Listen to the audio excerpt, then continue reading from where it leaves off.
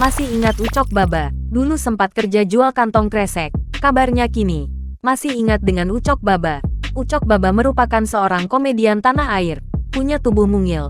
Ucok Baba cukup sukses di dunia entertainment. Nasib Ucok Baba sekarang berbeda dengan dulu. Dulu Ucok Baba ternyata pernah menjual tas kresek. Modal yang dibawa Ucok Baba merantau ke Jakarta hanya Rp7.000. Ucok Baba memutuskan untuk meninggalkan kampung halamannya, Medan. Setibanya di Jakarta dari Medan, Ucok sempat bekerja di pasar Minggu sebagai pedagang kantong kresek. Emperan toko pun menjadi tempat untuk berteduh dan tidur Ucok Baba. Selain menjadi pedagang kantong kresek, Ucok sering dimintai tolong para pemilik toko untuk membelikan makanan. Uang kembalian dari makanan tersebut lantas diberikan pemilik toko pada Ucok Baba.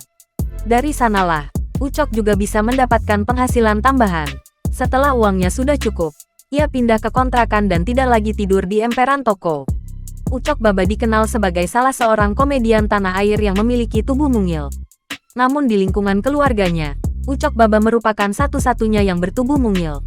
Hal itu diungkap Ucok Baba saat menjadi bintang tamu dalam acara yang dipandu Desta, Hesti Purwadinata, Enzi Storia, dan Vincent Rompis.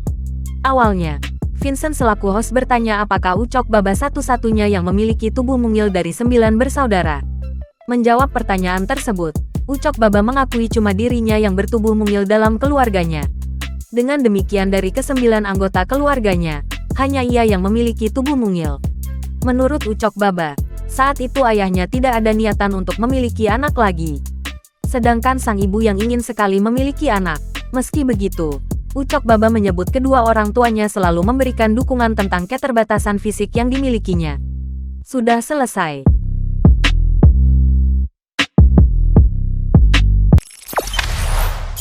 Jangan lupa subscribe, share, komen, dan like ya.